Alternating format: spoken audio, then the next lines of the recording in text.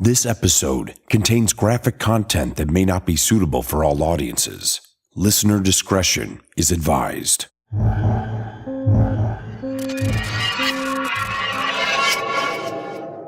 Marshall County High School in Benton, Kentucky, January 23, 2018, at 7:57 a.m. A 15-year-old male student entered with a handgun and opened fire. A few moments later, police dispatch received the call. Team, 5 shots fired, 4 down at the high school at Marshall. 10-4. Mayfield, 862, 850, 759, 710, 377. If you can respond to Marshall County High School. Marshall County High School, active shooter. People down, one unresponsive, the shooter still up. 10-4. 60 Mayfield, I'm in around, I'm in Raylan. 10-4. 7-0. 10-4. They're advising, as far as they know, it's one shooter. He is still on scene. They've got everybody responding. They know for sure at this time 4 people are down. One is unresponsive in the call. 3050 correct? 10-4. 98, that's when you get off there at Draftonville and go around a little bit and take a ride in. Mayfield, show me 97. 10-4-162. 634 is out into the traffic. Yeah, 10-4, please do that. 10-4, 495, are you en route? 495. Mayfield 544. 384, go ahead. 10-4, if you can be around to Marshall County. 324, if you can stay in Gray. 10-4, 324, Mayfield, copy direct. 324. 328, Mayfield. 328. I'm on the parkway. I'm a little ways out, but I'm going to head that way as well for additional manpower. 10-4.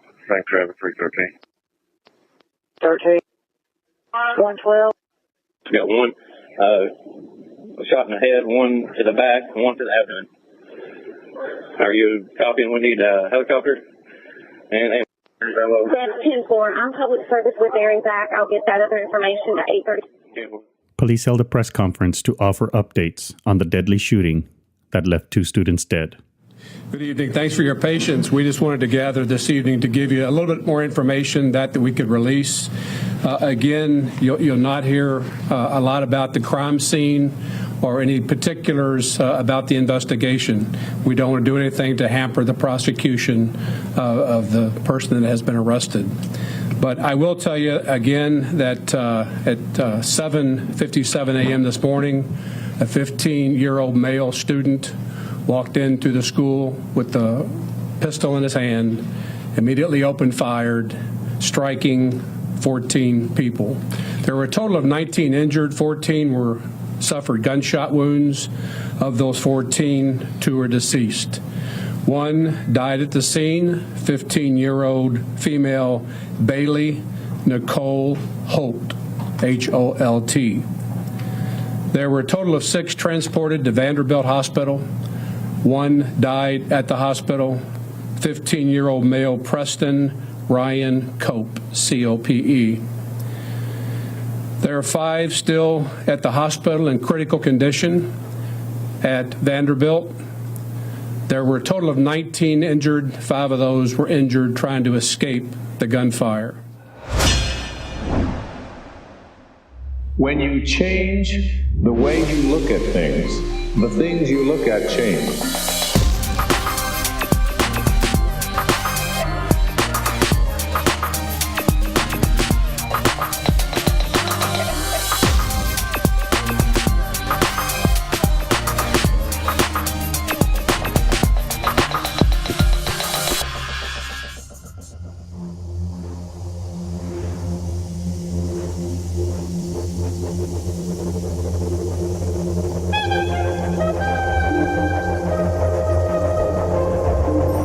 Welcome to episode 10 of the Awareness Podcast, a show that reveals the stories beyond the headlines.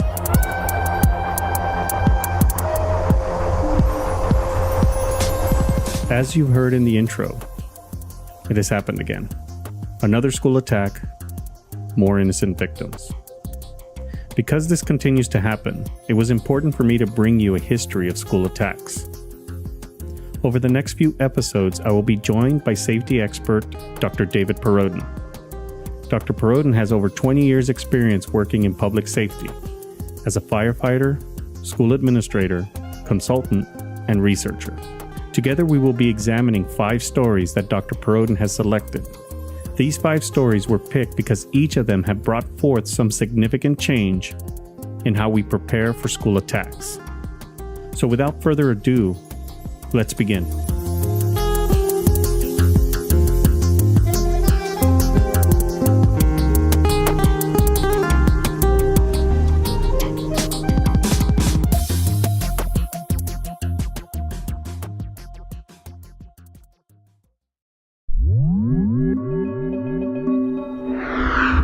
We are going to begin the school attack series with the Bath, Michigan school massacre.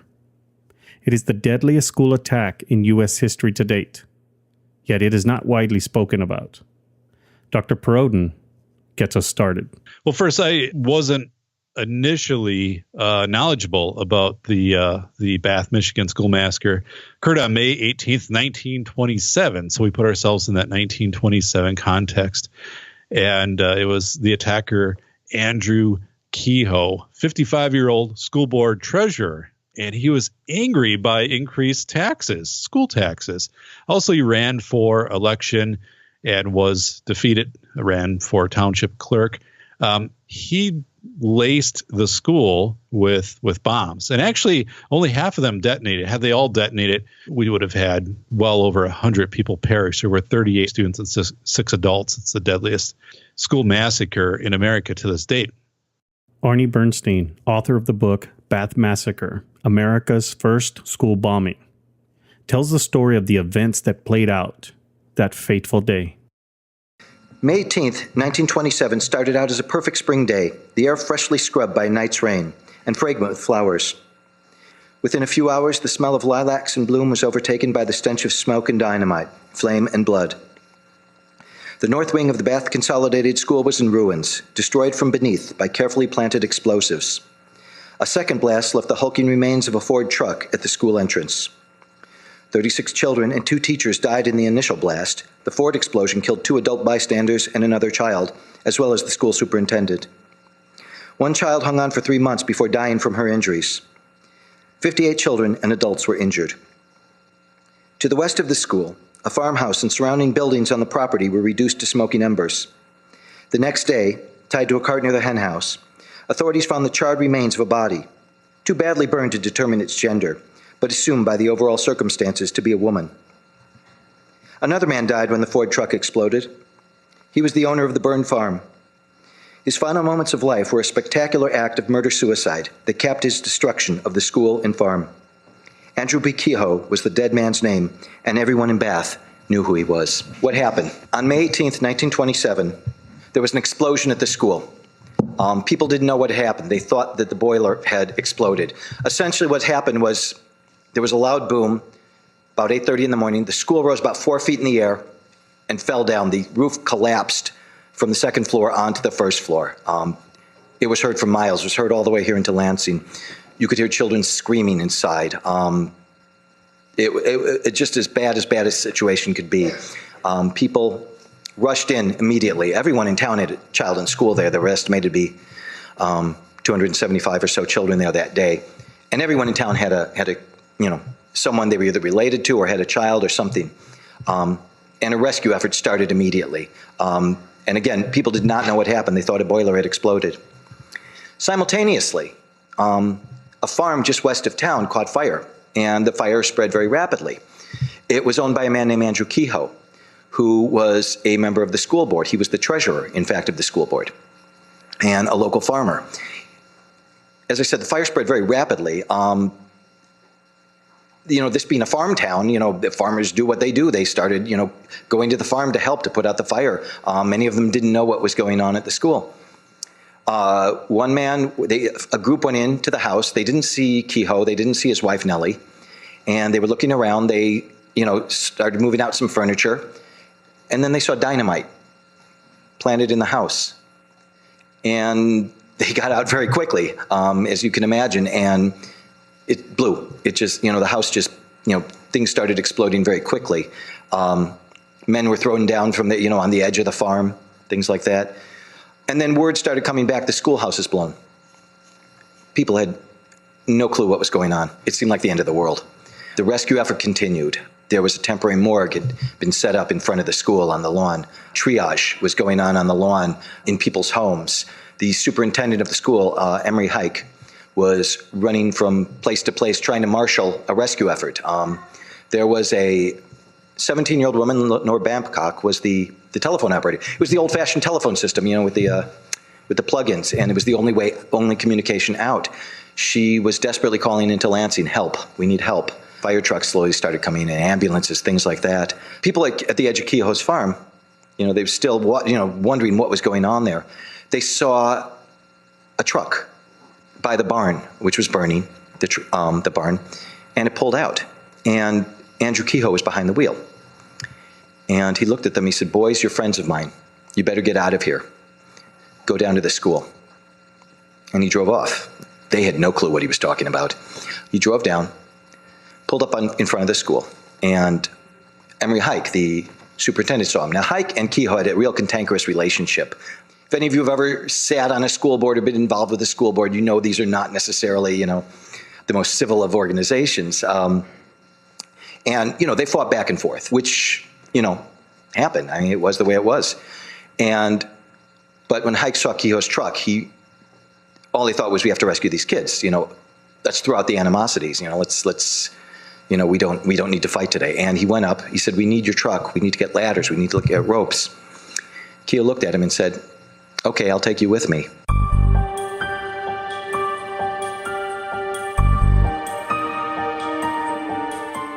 Andrew Kehoe detonated the bomb he had in his vehicle, killing himself, the school superintendent, 2 adults, and a child.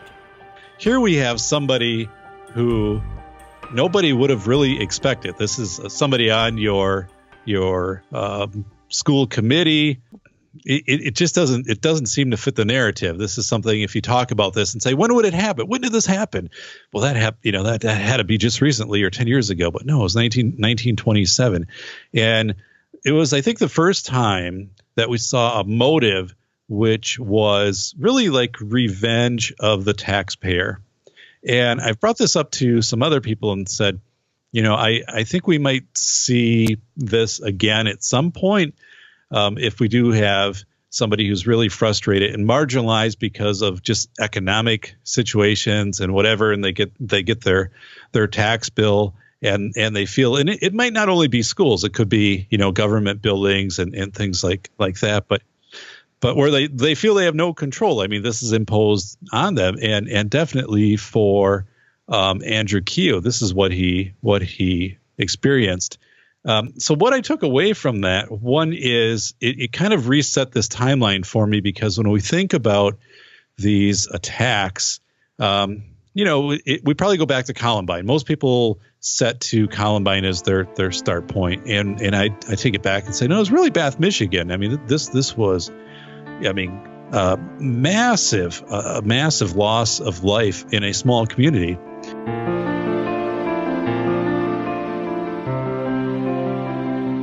Early on the day of the bombing, Kehoe was flagged down on the street by another school trustee who wanted Kehoe to look at the school's malfunctioning water pump.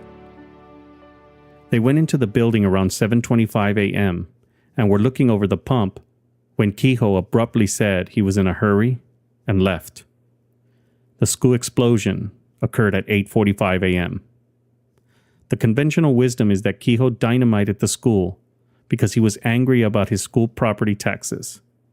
For years, he was a vocal opponent of spending $43,000 in 1922 to build Bath Consolidated School, which led to a big tax hike. He won a 3-year term to the school board in 1925 and was known for keeping a critical eye on school finances. Kehoe owned 80 acres of farmland that had an assessed value of $10,000 in 1927, about $139,000 in today's dollars. His school tax bill was $198 in 1927, which is the equivalent to $2,758 today. Kehoe not only destroyed the school, but he methodically destroyed his house and farm, which was his wife's childhood home.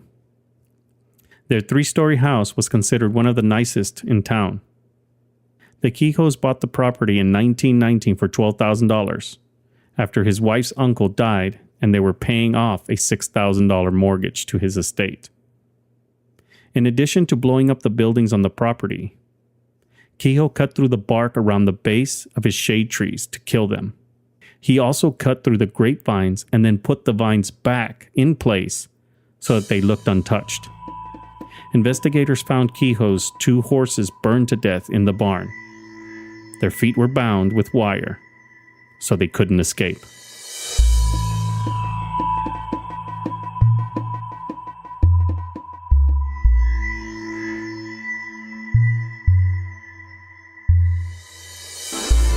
And you mentioned the time, and that's something we're going to have revealed as we go through the different events that I've identified, and that's that school attacks, school shootings almost always happen right away in the morning between kind of that 7:45 and 8:45. That is when these events happen. And that's important when we get to the end of talking about one small step, which can make a big difference as far as a deterrent for some of these. But yeah, to have your trust violated by someone that you knew in the community and also was very closely affiliated with the school, so disturbing. And yet, you know, a lot of people are going to be hearing this for the first time of the Bath, Michigan school massacre. The Bath School Massacre made national headlines and was the lead story in the New York Times on May 19th,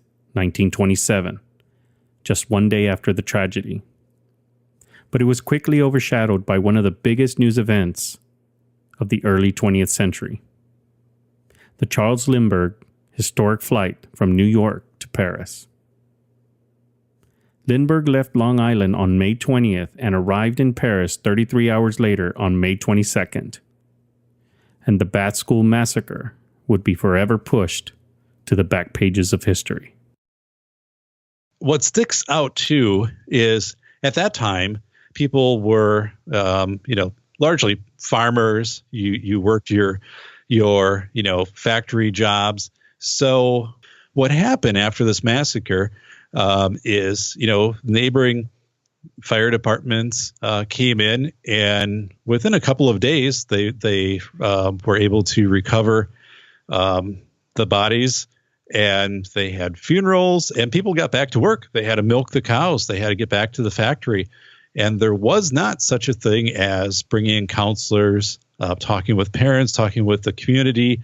So healing didn't occur. And we have that today where something happens and counselors come into it from not only, that school, but there's national groups which are dispatched to areas. And I was reading stories that 60 to 70 years after this event, so we're talking, the late 1980s, 1990s, 2000s, people were coming back and finding students who were attending school at that time and staff and interviewing them and asking them about the event. And they were sharing their feelings and actually would reveal and say, I never psychologically healed from this. And the fact that you're now asking me about this is therapeutic and I'm finding some closure.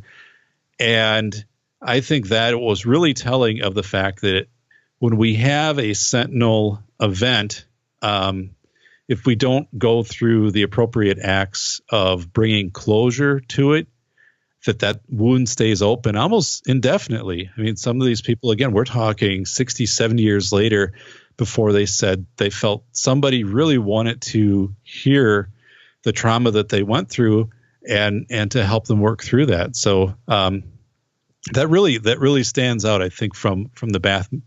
One is that, it's an adult. It was someone close to the board, someone who felt they were being having imposed upon them, these taxes. They had no other way to respond back, and this was their way to make the statement. And then also this psychological healing and the fact that we need to address these wounds that happen. Irene Dunham survived the flu pandemic of 1918, the Great Depression, and both World Wars. She outlived her husband, a son, and a bout with colon cancer that the doctors believed would take her. Dunham, who at the time of the interview was 109 years old, can also claim one more distinction. She outlived the deadliest act of school violence in the United States. Many of her friends died on that day. What can I do? What can anybody do? But I was thinking of all those little kids. Most of them were buried in Pleasantville Cemetery in Bath. I just think how old they'd be.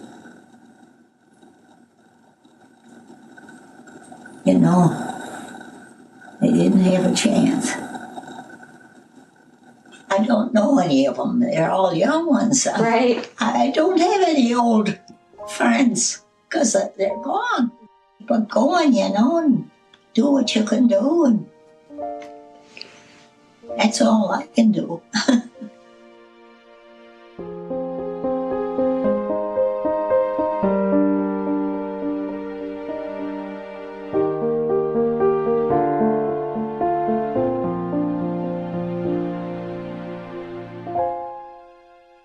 Irene was 19 on May 18, 1927, a senior at Bath Consolidated School. It is quite possible the sore throat that kept her home that day saved her life. At times, she said it felt like the world forgot about Bath's tragedy. Today, we are honoring those that lost their lives that day by sharing their story. What we just talked about is where I like to center people as. Here's the starting point of the contemporary mass attack on a school.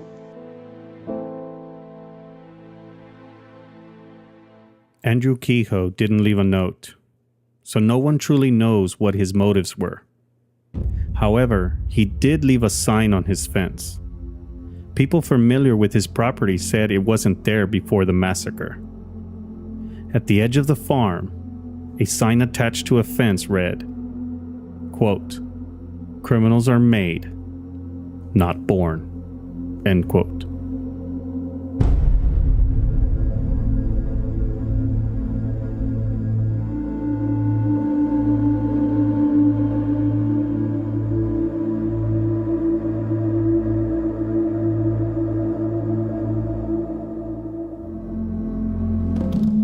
Up next, the story of the Cleveland Elementary School shooting in San Diego, California on January 29th, 1979. Stay tuned.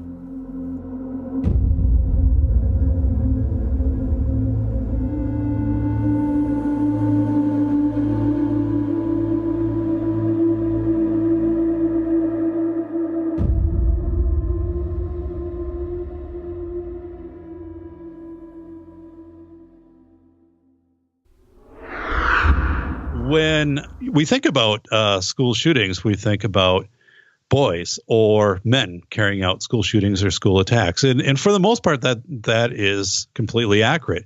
This was a female, and it took place in San Diego, California, at an elementary school, public elementary school, January 29th, 1979. Brenda Spencer killed a principal and a custodian, and she lived across the road from the school. So she has her gun and she fires off 30 rounds of ammunition, harmed other people too, barricaded herself in her house. On the morning of January 29th, 1979, 16-year-old Brenda Spencer took a break from shooting people through her window to answer the phone. On the other line was a reporter from the San Diego Tribune. On a hunch, the reporter dialed the phone number at the address police had pinpointed as the sniper's nest. Brenda answered the phone, and the reporter asked if she knew where the shots were coming from. Brenda answered, "Yeah." "Who do you think is doing the shooting?" The reporter asked. "Why?" The answer she gave would become famous.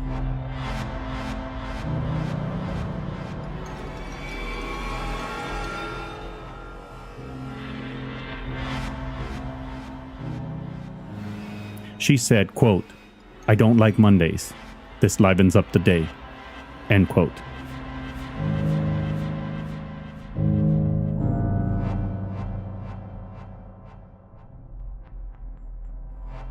On its facade, this story presents itself as a careless teen bored to the point of committing murder. But the more one looks into this story, the stranger it gets. Was this a case of a psychopath with violent tendencies triggered by an event? Or a neglected, abused child forced to reach out for help by lashing out on society? You be the judge.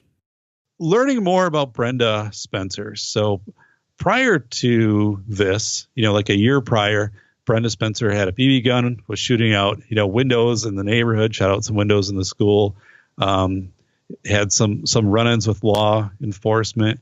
She lived in a really tough situation, slept on the floor, empty alcohol bottles, all around the house. So wasn't having her innate needs met. For Christmas, okay, so we're talking this happened on January 29th. For Christmas, a month prior, she received a gun from her father as a Christmas present, the gun that she used to carry out the attack. That morning, Brenda told her father that she was too ill to attend class. Her dad left the house around 7 a.m. At around 8:30 that morning, Spencer retrieved her Christmas gift, the .22 caliber rifle, equipped with a telescopic sight, and began to fire across the street.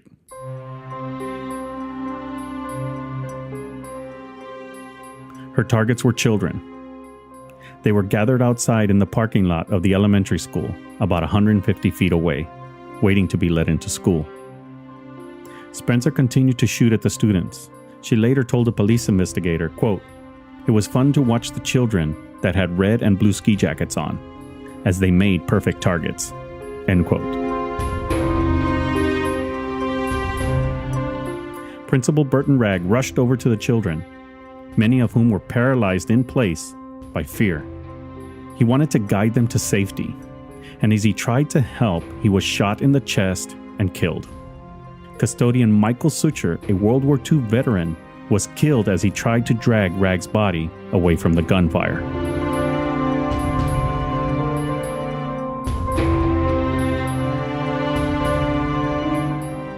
Spencer's assault lasted 15 minutes before a police officer and a security guard risked their lives to drive a garbage truck in front of Spencer's house, blocking her line of sight and stifling the attack. After a nearly 7-hour SWAT negotiation, Spencer left her house, surrendered, and was arrested. Brenda pled guilty to 2 counts of first-degree murder and assault with a deadly weapon. Her sentence was 25 to life, with the possibility of parole after 25 years. Other than the bizarre comment about not liking Mondays, Brenda was silent about what might have provoked her. Then 14 years into her sentence in 1993, she gave a TV interview in which she said she was high on whiskey, angel dust, and pot, and that she started hallucinating. But this was not backed up by the 1979 toxicology report, which found that she was clean. I was watching TV and I started drinking whiskey and taking pills with it. And I was smoking marijuana with PCP. And I started hallucinating. And when I'd look out, I'd see like commando guys like in combat gear and stuff coming up. I think I was trying to get myself killed. During a parole hearing in 2009, Brenda mentioned abuse that occurred at the hands of her father. Now, in regards to your family, are you still in contact with any of your family? I'm still in contact with my father. What's your relationship with your father? We've gotten to be friends. And that was not the case when you were younger? No, when I was younger, we had a lot of problems. There's a lot of abuse. What do you remember in regards to abuse by your father? I remember being hit in the face a lot, being hit in the ribs, being yelled at, called names. I remember him coming home from work and being all mad and smacking me in the head. And I don't know, different nights when he would just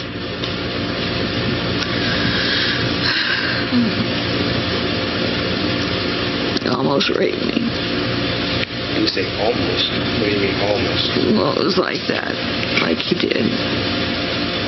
I don't understand. Like he would touch me inappropriately.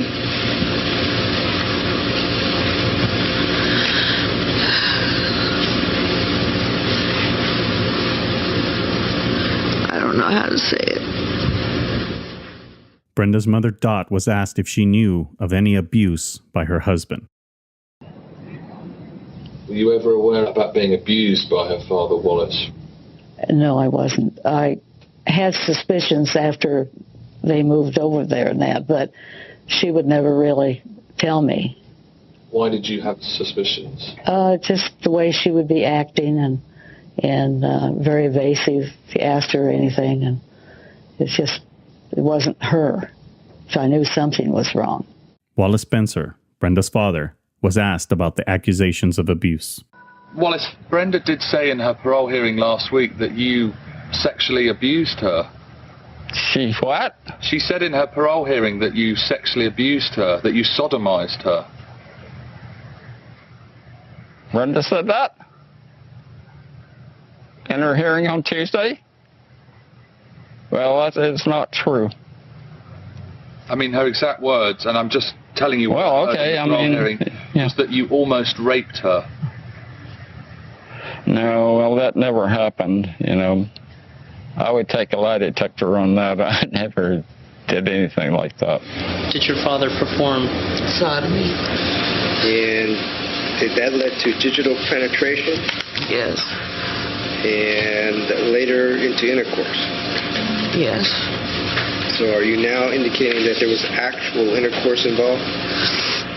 It was, I guess you'd call it sodomy. And Brenda's mother said to us that you and Brenda, after the divorce, shared a bed together. Well, we shared the bedroom. She had her bed, I had my bed. Have you ever discussed this with your father? I've tried to. All right. And I don't get anywhere. Well, did you ever confront him? I confronted him. What did he say? He just doesn't want to talk about it.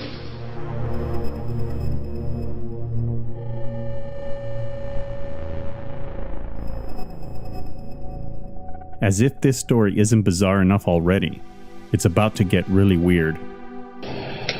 So, Wallace, how did you come to marry one of Brenda's former cellmates? What happened there? I don't think I want to answer that question. And are you still with her? No. No. Okay. But your daughter lives here? Yes. Oh. She did not want her daughter. Okay? And that's the only statement I will make.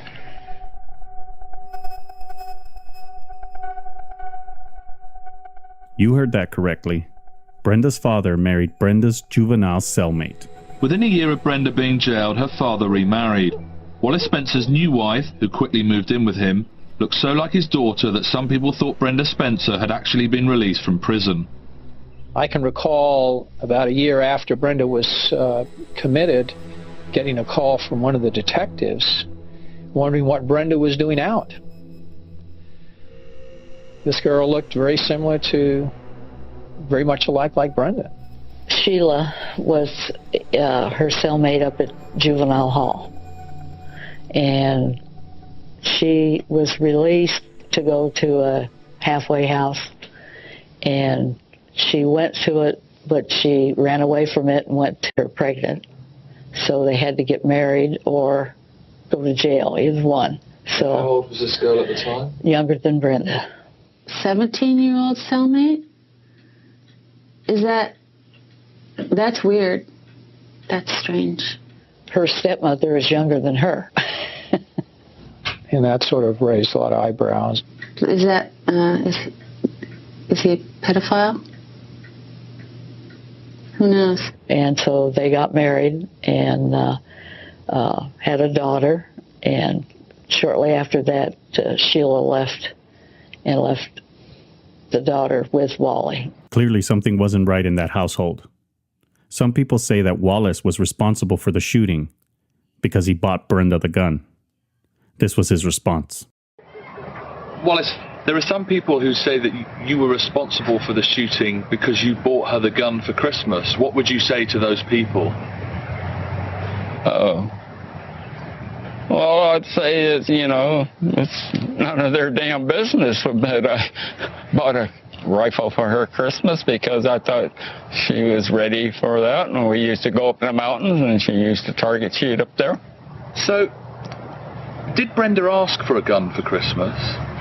No, she didn't.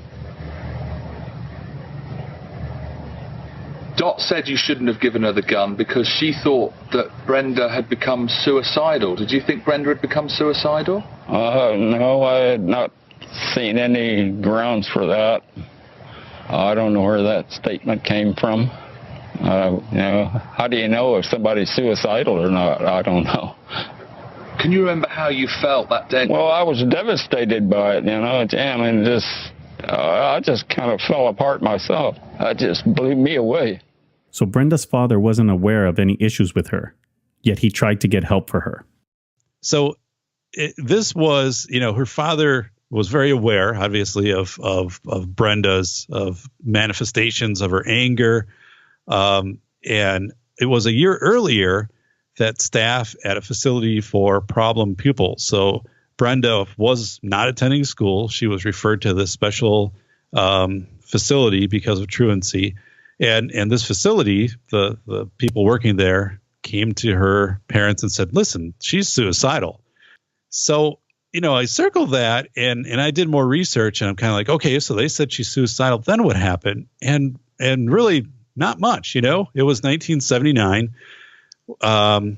There wasn't a lot of psychiatric, quote unquote, treatment for youth. There's a documentary that came out in 1983. It's called Children of Darkness. You can go on to YouTube. It's available. And it talks about in 1983, the mental health treatment of of youth. And you watch it and you wouldn't believe it's 1983. I mean, in 1983, I was like 12. So in some of the youth in this video, were like the same age I was. And they, for their treatments, they had things like the psychiatrist would have some kids dress in bunny suits, pink bunny suits, and stay in a garbage, like the big garbage bin that might be put in front of your house during remodeling. And then they would assign other students to make sure these students wouldn't get out. So it was just this weird time, where there weren't great services. And even today we still struggle because we're in the infancy of trying to figure out the youth mind. I checked into the documentary that Dr. Perrodin mentioned. It was very hard to watch, and it is not for the squeamish. It is hard to believe that this happened not too long ago, in the early 1980s. Here's the clip Dr. Perrodin referenced. At Elan, you succeed and survive if you accept the program. If you don't, there are punishments. They're usually called learning experiences. Residents are made to wear signs for days, sometimes weeks, bluntly spelling out their problems and failures. Like what I do, If their behavior is deemed infantile, they're made to wear diapers over their clothes and to carry rattles. If they become hostile or act out, they're put into a ring. There they have to physically fight one Elan resident after another until they're beaten and give in to the group. We weren't permitted to film the ring and a lot more at Elan. We weren't supposed to film the boys you're looking at now. When they refused to participate in the Elan program, they were put in this dumpster filled with garbage. They've been living in it for 2 weeks. The boy outside the dumpster is guarding them. If they escape, he'll be put inside. Many Elan residents have tried to escape, but they've all failed. When they've managed to get off the grounds, trackers are sent out after them. When they caught this 15-year-old boy, he was put in a rabbit suit and leg shackles. Why did they put you in chains and in a rabbit suit? To Because I ran away. When they put them on me, they told me, that they were going to be on me, until I left. But, it's been 2 weeks so far. What does it do? Okay, it humiliates him and it restricts his movement. He's run away from here 4 times. Okay? He's run away from every place he's been before at least 17 or 18 times. I won't run away again. I told him that. I told him I won't run away again. But if they were going to put me in jail, they put me in jail. If they wouldn't, they'd have to make me walk around with shackles on. This boy's been in and out of juvenile detention centers for years and faced charges of breaking and entering and assault. For him, it was either Elan or jail. The kid has no idea what prison is like. Somebody has got to introduce to him some realistic concepts of what's ahead of him, and he's gonna hit jail if he doesn't change. What's gonna happen to him? He's 5'6", he's got bright orange hair and blue eyes. How long is he gonna last in jail? I'm not a dog, I'm not even a person anymore, This is supposed to be America, I still have rights as a human being to walk around. And I can't even do that with these things on. Those things stay on him. He decides how long they stay on him, not me. He makes that decision. If he came up to his director tomorrow and said, I want to get back involved, I want to change, okay? I want to participate, I want to try again, they would come off like that, okay? If he wants to act like a criminal, he'll be treated like a criminal. It's that basic. Now, if that is robbing him of his dignity and robbing him of his freedom, then yes, I'm guilty of it.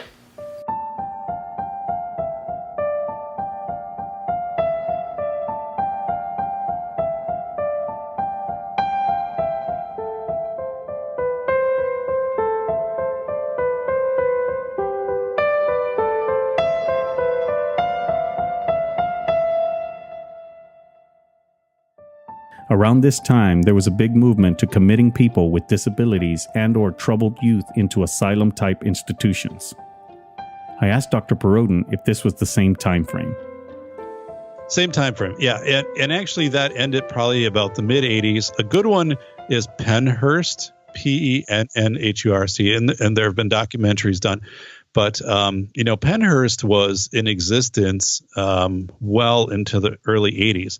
And I teach a college course, a graduate course for students including students with special needs. And when I talk about Pennhurst and just talk in general and ask my students, when do you think this happened? When do you think Pennhurst was in existence? People, 40s, 50s, 30s. I'm like, yeah, it closed like 1983 or 1985, whatever. I'm like, what we just talked about. This was an account of somebody who was there in 1982, and they're like, oh my goodness, like really? I'm like, yeah, this wasn't that long ago. In 1968, a groundbreaking documentary was released by NBC 10 called "Suffer the Little Children" and was reported by Bill Baldini. It was a behind-the-scenes look at Pennhurst. Pay close attention to the verbiage used by the doctor. As we mentioned last evening, the personnel employed here are for the most part dedicated, but even the most sincere people can be pushed beyond their professional capabilities. One case in point are the physicians. There are only 9 MDs and 2 psychiatrists working at the institution on a full-time basis.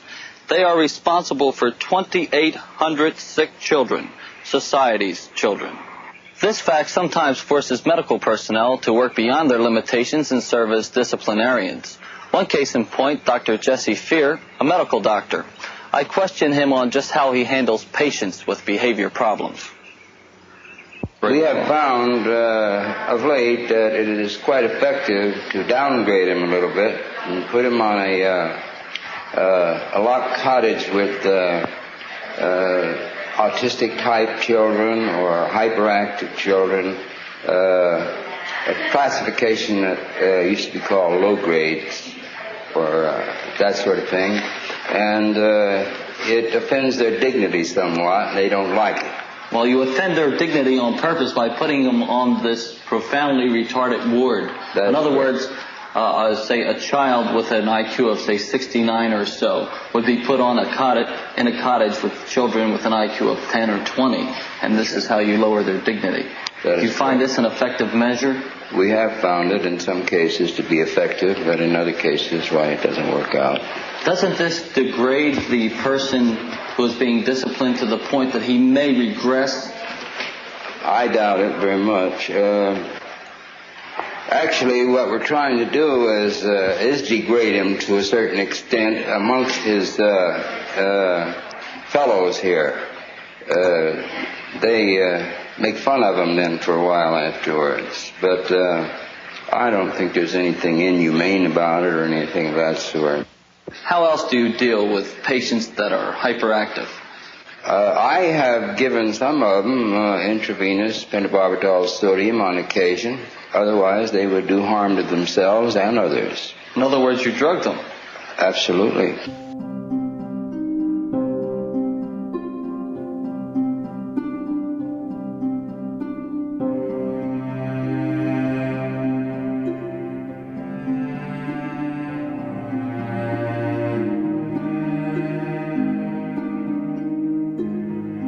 I shared these clips to give you a perspective of what the thinking was around the time that Brenda's parents were seeking help for her.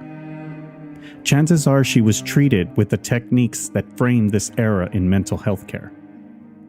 So maybe some of these environmental factors contributed to her frame of mind.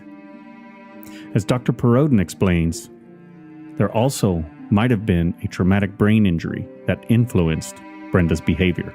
And something fascinating with Brenda Spencer, they conducted just through some, it was unrelated medical procedure that she had done later in life when she was incarcerated, and they discovered a temporal lobe injury.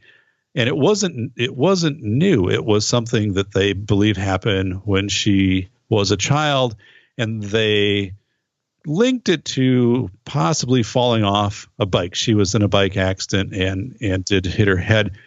And if this was in fact this could have been the cause, because the temporal lobe, scientists know the temporal lobe helps you decipher and regulate emotions. So it's possible that this was all because of brain injury. That she was not reading emotions properly, that maybe she was very paranoid, and the technology wasn't available to diagnose it. Now, interestingly, that didn't have any effect on what happened to her after. It's not like they discovered this and said, "Oh my goodness, like this, we need to look at this again." But when I look at the Cleveland Elementary School shooting, what stands out to me is that people knew. People in the community knew. Her parents knew for a year. The school knew they had her in the special facility because of truancy, that there were severe issues, but you could only go so far, and then that was it. There wasn't any additional treatment. And then the fact too of later discovering, are we looking at something that's organic here that could be related to a brain injury? And so, I look at this. This is 1979. I'm looking at today and thinking, we've made some inroads into treatment, but I don't know if we've made a lot of inroads into treatment. I think parents, again, are aware, but they enter kids into quote unquote the system to get treatment services, and what really happens from there. There's always we need more treatment services.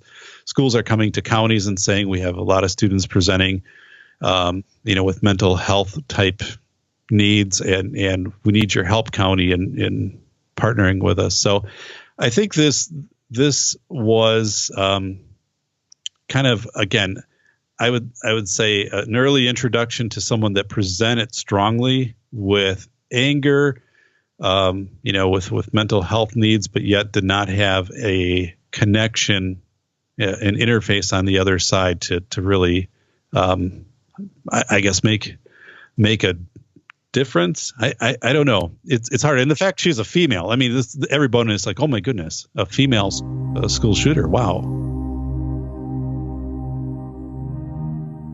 There was a storm brewing inside Brenda, a pool of combustible emotions that just needed a spark. And on that Christmas Day in 1978, it is possible that her father provided that spark in the form of buying her a .22 caliber rifle along with the ammunition. That's a perfect way to look at it. Yes. Had Dad not bought her and provided her the weapon, she likely would not have gone out and sought this weapon or tried to negotiate for it or whatever. She probably would have continued upon this path of what we would refer to today as extreme juvenile delinquency. But I don't think she was on this trajectory necessarily to bring the significant harm to others until her father's like, here's the gun, here's the ammunition, Merry Christmas.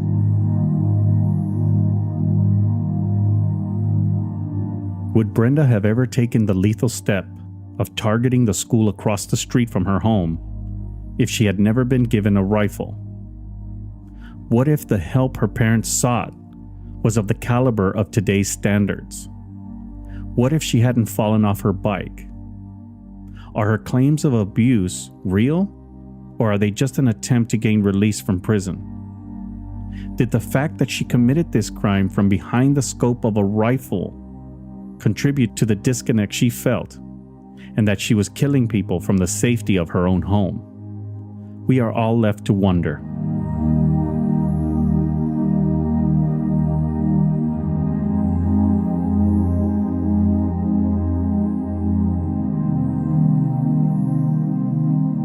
And as you say that, I mean, I think of, how many times do people, we talked about the vehicles, but I mean, even like post something on social media, but they would never say that in person, or somebody who, some road rage who shakes their fist or honks their horn, but they would never do that if they were next to you in a shopping line.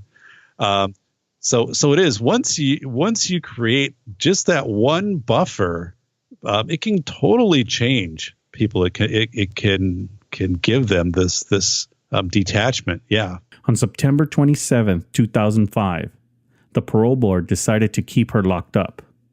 She becomes eligible again in 2019. All right, we have all returned. At this time, the panel has come to a decision. The motive of the crime was inexplicable or very trivial in relationship to the offense. Unfortunately, this world is filled with things that should never happen to children. However, that does not allow them to perpetrate violence on others. I know how difficult it must be for you, Ms. Spencer, to be able to come out here in front of all these people and talk about something that you have kept silent for so many years. I think Ms. Spencer has made a breakthrough. I think it's important because one of the most dangerous things that we ever have to deal with is a crime that has no understanding whatsoever. She is attempting not to be that person that she was that many years ago. This is not a life without possibility of parole. She does have the right to be reviewed. It is not reasonable to expect that parole will be granted in the next 4 years. Good luck, Ms. Spencer. Thank you. This hearing is adjourned. 5:30. During that same hearing, Brenda addressed the parole board. I realize that nothing I do and no amount of time will bring Mr. Ragg or Mr. Suker back. And it won't erase the fear and stuff that I've given to those kids and Mr. Rob. I just want them to know that I'm very sorry. And I don't know how to make it up to them. But I try every day to make myself a better person because I don't want anything this horrible to ever happen again.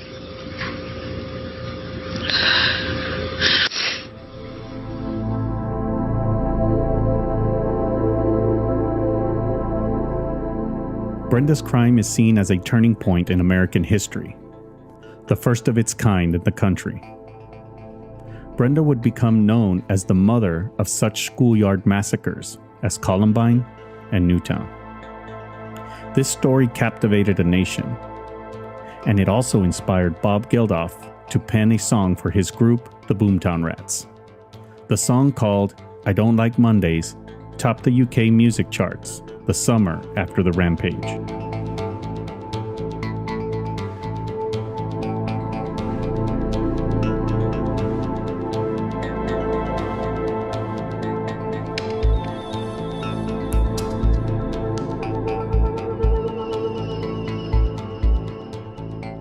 In a 2001 statement, Brenda acknowledged her possible role as the inspiration for later generations of angry young monsters.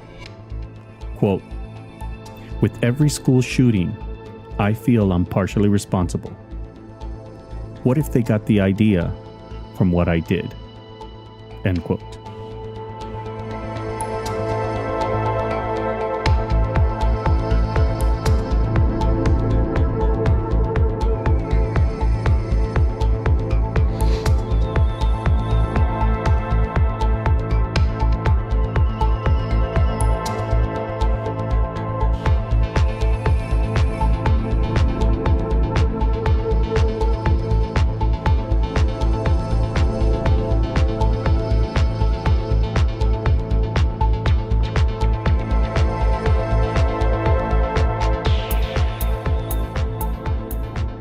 And that's going to do it for this episode.